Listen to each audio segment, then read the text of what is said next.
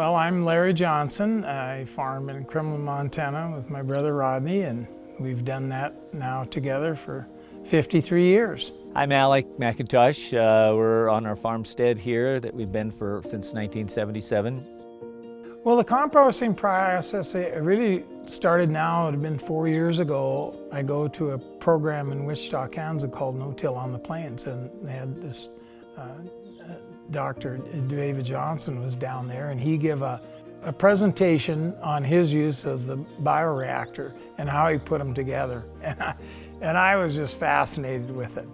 And came home and talked to my friend Alec, and we just started looking into things and making plans. Well, probably 5 years ago, I was getting kind of burnt out with farming and went to a meeting. I think Marnie was involved in that. It was about soil health, and I remember the speaker vividly. He asked, in a teaspoon of dirt, soil, he said, "What's the living organisms? How many's in this?" And everybody guessed, and he said 13 billion, more than there is people on the face of the earth. And that got me intrigued, and I've just been down the road trying to understand soil health and biology, everything I can read and talk to people, and it's been an exciting ride. Okay, Shawn Preputin. This whole process has started down the road of soil health and working on getting to a better place as far as the soil biology and soil health goes. Started off, part of it was just my vicinity to these guys. I live about 8 miles away from Alec. He drives by my place all the time, and he actually is the one that reached out to me and started asking me different questions and actually taking me to different deals, talks that people were coming in on the soil health part of it. Well, compost is just your end product that you wind up with after the composting process is through. And to make an extract, it's really a pretty simple process. You just run the water through it. The system we use is called static, where you don't turn it. For a year, it takes a year to maturity. You don't stir it. You make sure that it gets air, the right components, the right texture, everything, consistency and moisture. And then at the end of the year, we're hoping for a 1-to-1 ratio of fungal to bacteria. And we've pretty well been able to achieve that. You start off with your raw materials, approximately 70% brown material, wood chips, straw, hay, something that's brown material, and then about 30% nitrogen source, so an alfalfa green, something nitrogen source. Bring that in, we mix that all up. We start our compost process. We put it in water, we soak it, we put it in our compost bins, make sure they're aerated, put our tubes in there so that they have air. After that process, which takes between 9 months and a year of the Johnson reactor process, then we take it from there, we screen the product. We go down, we put it through our extractor, compost extractor, which turns that raw product into a usable liquid form with all the biology in the liquid. So then you get a lot more out of it as far as the acres you can cover. And so then we go from there onto a pickup out to the, however you're gonna put it on, you can put it on sprayer. We are putting it on as a seed inoculant. And so we're in furrow with the seed liquid. Put that in the drill, go out, put it in the ground. So compost extract can improve soil health because it's adding the biology to the system that may or may not be there. So it's a little bit of a jump start for the system because that biology might not normally be there. And then with the compost extract, it's just adding some of that biology to the system and helping it. And it's putting it down right by the seed.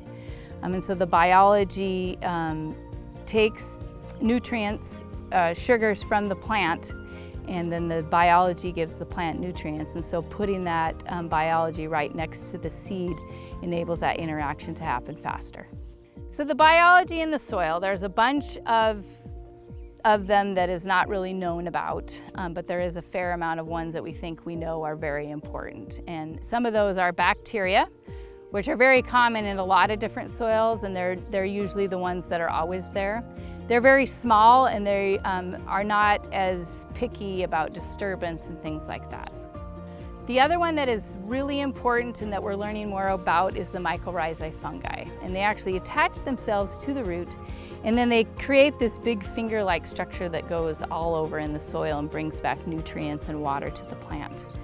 That is very susceptible to fungicides, disturbance, and so that's the one that we really want to key in on. And it's having that balance between having bacteria and fungi.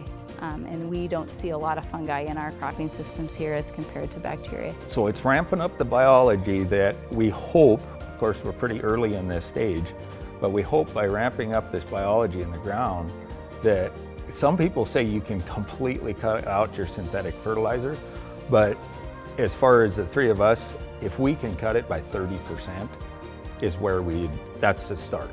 And that's how, this spring, that's what I did. Cut my fertilizer way back. Well, the next steps for their composting project here is to, I think, keep on doing it and then do it in the fall, not just in the spring. As far as NRCS is concerned, I really want to follow the process, find out what's working, what isn't working.